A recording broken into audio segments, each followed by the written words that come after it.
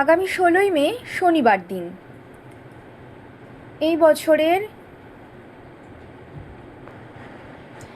মানে 2026 সালের ফলহারিণী অমাবস্যা, একটি অত্যন্ত শক্তিশালী তিথি।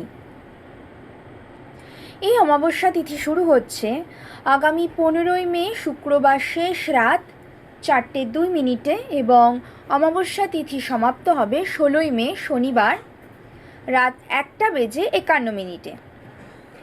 নিশি পালন এবং উপবাস 16ই মে শনিবার ওই দিনই হবে। গঙ্গা স্নান ও দানের শুভ সময় ভোর সকাল 6টা থেকে শুরু হচ্ছে। এছাড়া মাহেন্দ্র যোগের সময় হল সকাল 5:48 পর্যন্ত সকাল থেকে, আবার 9:22 থেকে বেলা 12:04 পর্যন্ত। অমৃত যোগের সময় হল 16ই মে শনিবার বিকেল 3:36 থেকে সন্ধ্যে 6:07 পর্যন্ত, আবার সন্ধ্যে 7:42 পর্যন্ত, সন্ধ্যে 7টা থেকে 7:42 পর্যন্ত, আবার রাত 11:16 থেকে রাত 1:22 পর্যন্ত। এই দিন সকালবেলা স্নানের জলে আপনি অল্প পরিমাণ সন্ধক লবণ দিয়ে তার সাথে একটু কালো তিল মিশিয়ে সেই জল দিয়ে অবশ্যই স্নান করুন। এতে করে আপনাদের যে শরীরের মধ্যে নেগেটিভিটি বা ঊর্জার মধ্যে যে নেগেটিভিটি আছে, আপনাদের যে কোনো কাজ করতে ইচ্ছা করে না, মন ভালো থাকে না, যে একটা নেগেটিভ অরা তৈরি হয়েছে আপনাদের চারপাশে, সেটা কেটে যাবে। এটা এই দিন আপনারা করার চেষ্টা করুন, অবশ্যই করুন। এছাড়া এটা তো গেল আপনাদের শরীরের নেগেটিভিটি, এবার আপনাদের ঘরের নেগেটিভিটি কী করে দূর করবেন? এই দিন আপনি যখন ঘর মুছবেন, সেদিন আপনার ঘর মোছার জলে কিছুটা পাতিলেবুর রস এবং সন্ধক লবণ মিশিয়ে আপনি ঘর মুছুন। এতে করে আপনার ঘরের মধ্যে যে নেগেটিভিটি জমা হয়েছে সেগুলো দূর হবে। ফলহারিণী অমাবস্যা তিথি মায়ের চরণে নিজের কর্মফলকে সঁপে দেওয়ার তিথি। এই সময় যে কোনো মন্দিরে গিয়ে আপনি এই সময়ের মরশুমি যে ফল, সেই মরশুমি ফল 5 রকম নিবেদন করুন। এই যেমন আম, জাম, লিচু, তরমুজ, মায়ের অত্যন্ত প্রিয় বেদানা, এই জাতীয় ফল মাকে আপনি নিবেদন করুন। এই দিন আপনাদের ব্যবসা বাণিজ্যের উন্নতির জন্য, আপনাদের ঘরে সুখ স্বাচ্ছন্দ্যের সমৃদ্ধির জন্য আরও একটি টোটকা আমি বলে দিচ্ছি। সেটা হচ্ছে, আপনি এই দিন 16টা কাঁঠালি কলা নিয়ে আপনি অনামিকা আঙুল দিয়ে প্রত্যেকটা কাঁঠালি কলার ওপর সিঁদুরের ফোঁটা দেবেন এবং মায়ের মন্দিরে অর্পণ করবেন। এতে করে আপনি খুব শিগগিরই সুখ স্বাচ্ছন্দ্য সমৃদ্ধি যেটা আপনি চাইছেন বা কামনা করছেন সেটা আপনি পাবেন, যেটা আপনার ভাগ্যে আছে। অবশ্যই একটা বিশাল কিছু পেয়ে যাবেন না, দেখা যায় অনেক সময় আপনার ভাগ্যে যেটা আছে আপনি সেটুকুও পান না। এই ছোট ছোট টোটকা, ছোট ছোট রেমেডিতে সেই যে ব্লকেজগুলো হয়ে আছে, যেটার জন্য আপনি আপনার প্রাপ্য জিনিসটুকু পাচ্ছেন না, সেগুলো আপনি পাবেন, এগুলো কেটে যায়। এই 16টি কাঁঠালি কলা আপনি নিবেদন করবেন সিঁদুরের ফোঁটা দিয়ে। এছাড়া এই বছর এই তিথিটা শনিবার দিন পড়েছে, অমাবস্যা তিথি শনিবার দিন, এটাকে শনিশ্চারী অমাবস্যাও বলা হয়ে থাকে। এটা একটা স্পেশাল দিনও বলা হয়ে থাকে, বেশ স্পেশাল দিন। তো এই বছর আপনার কোনো কামনা যদি থেকে থাকে, আপনি আপনার নিজের থেকে একটা ফল মাকে দান করবেন, তার সাথে একটা এক্সট্রা ফল মায়ের পায়ে অর্পণ করবেন। আপনি নিজের থেকে যে ফলটা মাকে দান করছেন আপনার কামনা পূরণের জন্য, সে ফলটি আপনি 1 বছর খাবেন না, যতদিন না আপনার ওই কামনাটা পূর্ণ হচ্ছে।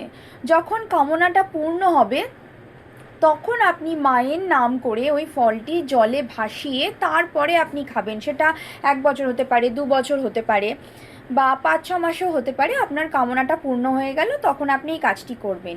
সেই ফলটি আপনি মাকে দান করলেন। আপনার এই 5 ফলের মধ্যে যে কোনো এক ফল যেটা আপনি খেতে ভালোবাসেন, কিন্তু আপনি মানত করলেন ভালোবাসা সত্ত্বেও আপনি ফলটি খাবেন না, মায়ের চরণে আপনি অর্পণ করবেন। সেটা আপনি অর্পণ করলেন এবং খেলেন না, কিন্তু তার সাথে শনিশ্চারী অমাবস্যার জন্য আপনি এই ফলহারিণী অমাবস্যাতে আপনি মাকে একটা ফল অর্পণ করবেন।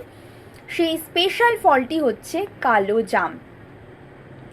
সেই কালো জামটা 8টা বা 8-এর অধিক সংখ্যায় আপনি কালো জাম মায়ের পায়ে অর্পণ করবেন। না, এটার এমন নয় যে আপনি খেতে পারবেন না অর্পণ করলে, এটা আলাদা। এটা আপনি শনিবার দিন অমাবস্যা পড়ার জন্য আপনি এই বছরের স্পেশাল একটা রেমেডি বলছি, আপনি মায়ের মন্দিরে মায়ের পায়ে 8টা বা 8-এর অধিক কালো জাম অর্পণ করবেন, মাকে নিবেদন করবেন। আর এই দিন আরও একটি উপায় করুন, আপনার ওপর থেকে কারোর কুনজর বা কুদৃষ্টি যাতে নেমে যায় তার জন্য আপনি কোনো মন্দিরে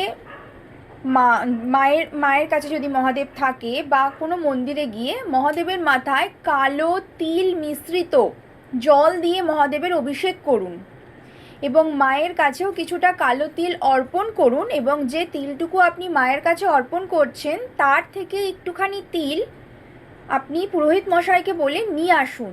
বাড়িতে নিয়ে এসে আপনি সেই তিলটাকে একটা লাল কাপড়ের মধ্যে এক টুকরো ফিটকিরি সহযোগে বেঁধে একটা ছোট পুটুলি করে আপনি আপনার বাড়ির সদর দরজার ওপর ঝুলিয়ে দিন, টাঙিয়ে রাখুন।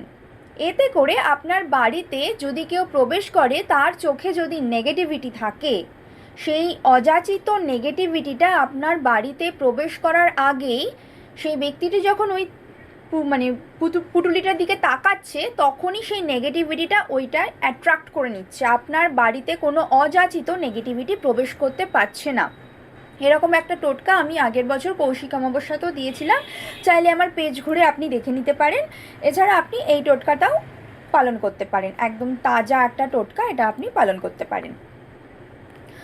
আর এটা আপনি সামনের বছর গিয়ে চেঞ্জ করে নিতে পারেন, আবার নতুন করে আপনি করতে পারেন, কিন্তু এই বছর এটা করবেন, এটা এই বছরের জন্য স্পেশাল টোটকা এই ফলহারিণী অমাবস্যাতে। এছাড়া আপনি আর একটা যেটা করবেন, মায়ের পুজোয় নীল অপরাজিতা ফুলের মালা এবছর অবশ্যই দেবেন, অবশ্যই মাকে নিবেদন করবেন। জবা ফুলের মালা তো মাকে দেবেনই, তার সাথে নীল অপরাজিতা ফুলের মালা এবছর মাকে অবশ্যই কালো জামের সাথে নিবেদন করুন।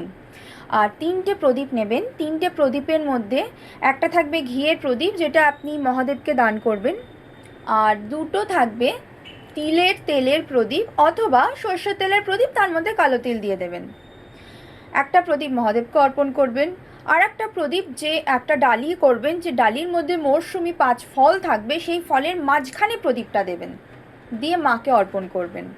আর একটা প্রদীপ আপনি সন্ধেবেলা বাড়ির সদর দরজায় অথবা তুলসী মঞ্চে প্রজ্বলিত করবেন। আর আপনি এই 3টে প্রদীপে যে সলতেটি দেবেন সেই সলতেটা সাধারণ সলতে হবে না, মৌলি সুতোর সলতে হবে। তাহলে যেগুলো বললাম রেমেডিগুলো আপনারা আর একবার ভিডিওটাকে পজ করে চালিয়ে ভালো করে দেখে নিয়ে পালন করুন। ভালো থাকবেন। এবছর আপনাদের ফলহারিণী অমাবস্যায় মা আপনাদের সকলের মনস্কামনা পূর্ণ করুক, সকলের মঙ্গল করুক, আপনারা সকলে ভালো থাকুন। নমস্কার।